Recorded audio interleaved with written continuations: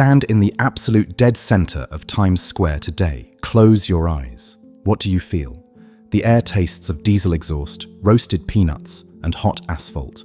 Open your eyes, and your vision is immediately assaulted by canyon walls of steel, glass, and a billion LED lights turning the midnight sky into an artificial blinding noon. You are standing at the absolute pinnacle of human engineering. You are standing on the most heavily manipulated, paved over, and structurally altered piece of real estate on the planet. But it is a lie. The flat pavement beneath your feet is an illusion. In this video, we are going to use AI and ecological data to peel away the concrete. We are going to rip out the steel beams, shatter the asphalt, and silence the sirens. We are rewinding the clock exactly 417 years. It is the second week of September in the year 1609. Take a deep breath. The smell of exhaust is gone, replaced instantly by the sharp, crisp scent of pine needles, wet soil, and the salty breeze of a pristine, unpolluted ocean. The deafening roar of traffic has vanished. In its place is a roaring, vibrant silence, broken only by the wind moving through the canopy of ancient, towering oak trees, the croak of wood frogs, and the howling of a grey wolf pack hunting just a few miles to the north. Welcome to Mannahatta, the island of many hills. Right now, you are not standing in a concrete canyon. You are standing in the middle of a dense, shadowy red maple swamp. Before the concrete grid, before the British, and before the Dutch, this island was an ecological masterpiece. It held more biodiversity per square mile than Yellowstone National Park does today. Today, we are going to explore the lost wilderness of New York City on the exact eve of its discovery by the outside world. To understand Mannahatta in 1609, you have to completely erase your mental map of New York City. Forget the flat, grid-like streets. The island you know today was artificially flattened by dynamite and pickaxes in the 19th century. In 1609, this island is a jagged, wildly uneven terrain of rolling hills, deep ravines, and massive rocky outcroppings of Manhattan schist. There are no avenues. Instead, there is a complex, glittering network of over 60 miles of freshwater streams and rivers. If you hover over what is today the Upper West Side, you don't see brownstones. You see a massive, deep valley carved by a rushing river later known as the Monetta Brook. This stream is teeming with native brook trout, and its banks are crowded with busy, aggressive beavers cutting down hickory saplings to build massive wooden dams. In just a few decades, the pelt of that specific animal, the beaver, will become the currency that builds the global economy of New Amsterdam. Look toward the center of the island, right where Foley Square and the towering courthouses of the modern financial district sit today. In 1609, this is the site of the Collect Pond. It is a stunning, 60-foot deep glacial lake fed by an underground spring. The water is so crystal clear you can see all the way to the sandy bottom. It is entirely surrounded by a ring of steep forested hills. For thousands of years, this pond has been the absolute lifeblood of the island. Now, fly out over the harbour, looking toward the modern Statue of Liberty. The water of the Hudson River is not the dark, murky green of today. It is a brilliant, thriving, unpolluted estuary, and beneath the surface lies the true wealth of Mannahatta, the oyster beds. There are over 350 square miles of oyster reefs surrounding this island. Some of these oysters are the size of dinner plates, 10 inches across.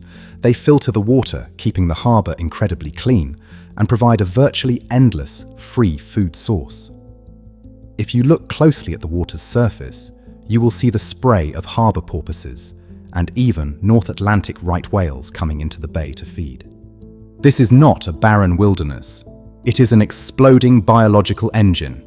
But Mannahatta is not an untouched, empty paradise. It is home to the original New Yorkers. Let's descend into Greenwich Village. But in 1609, this location is known as Sapokanikan.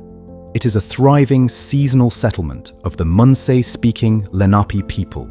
Forget the Hollywood stereotypes of nomads wandering aimlessly through the woods. The Lenape are expert ecologists and engineers of their environment. When you walk into Sapokanikan, you are walking into a highly managed agricultural community. The settlement sits near the Hudson River bank. You see dozens of structures called wigwams, dome-shaped homes built by bending young green hickory saplings into arches, tightly bound with the inner bark of basswood trees and heavily shingled with the thick, waterproof bark of massive tulip trees. Smoke drifts lazily from the opening in the roofs. Look at the ground around the village. The Lenape do not live in a dark, overgrown forest. They actively manage it. For generations, they have used controlled burns, deliberately setting low-intensity fires to clear away the dead brush. This practice creates wide park-like meadows between the giant oak and chestnut trees. Why? Because the fresh green grass that grows back attracts massive herds of white-tailed deer and wild turkeys right to their doorstep. They have literally engineered the forest to be a giant hunting reserve. Walk past the homes and you will see the farms. Lenape women, who hold the agricultural power in this matrilineal society, are tending to carefully planted mounds of earth. This is the Three Sisters farming method. Tall stalks of corn act as a natural trellis. Climbing beans wrap around the corn stalks, pulling vital nitrogen into the soil. At the base, wide spiky squash leaves act as a natural ground cover, trapping moisture and killing weeds. It is a brilliant, perfectly balanced agricultural system that yields massive amounts of food. The people here are healthy, deeply spiritual, and connected to the rhythm of the seasons. They wear garments made from beautifully tanned deer hides, stitched with bone needles. In the winter, they wear thick cloaks of beaver and bear fur. They use no metal. Every tool is meticulously carved from stone, wood, bone, or shell. But the rhythm of thousands of years is about to be shattered in an instant. It is the afternoon of September 12th, 1609. Imagine you are a Lenape hunter standing on the high, rocky bluff of what is now the Battery, looking out over the Narrows, the entryway to the great harbour. The late summer air is hazy, but cutting through the fog, something impossible appears on the horizon. It is not a canoe. It looks like a massive, floating wooden island with dead, white trees growing out of its center and enormous white clouds trapped in its branches. This is the Halve Maan, the half moon. It is an 85-foot Dutch exploratory ship captained by an Englishman named Henry Hudson. He has been hired by the Dutch East India Company to find a northern passage to Asia. He has failed, but the ocean currents have pushed his battered ship right into the mouth of the Hudson River. The clash of these two worlds is profound, and it begins with sensory shock. When Hudson's crew finally drops their heavy iron anchor into the harbour, the sound echoes like thunder across the water. The Lenape paddle out in massive 40-foot dugout canoes carved from single tulip trees. As the Lenape climb aboard the Half Moon, the sheer smell of the Europeans is likely overwhelming. These are sailors who have been trapped on a damp wooden ship for 5 months without bathing. They wear heavy, stifling wool and leather. In contrast, the Lenape bathe daily in the rivers and coat their skin in bear grease to protect against mosquitoes and the winter cold. The encounter is a massive failure of translation, not just in language, but in worldview. Hudson looks at the thick, towering forests of Mannahatta and doesn't see a sacred ecosystem. He sees cold, hard European cash. He sees ship masts. He sees timber to build cities. He looks at the beavers and sees the most lucrative luxury fashion market in Paris and London. He looks at the land and sees real estate that can be claimed, parceled, and sold. The Lenape look at the Dutch and see strange, pale men wielding pieces of shiny, incredibly sharp rock, steel knives, iron axes, and copper kettles. To a culture that has only ever used stone and bone, a steel axe is a technological miracle. It can cut down a tree in an hour instead of a day. Trade begins immediately.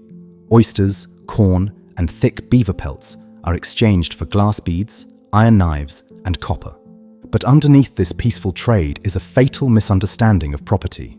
To the Lenape, the earth is a living entity, like the air or the ocean. You cannot own a piece of the river, and you cannot buy the land. You can only negotiate the right to use it alongside others. To the Europeans, land is a commodity with a hard boundary. Once a piece of paper is signed, the original inhabitants are trespassing. This single misunderstanding will soon ignite a centuries-long tragedy.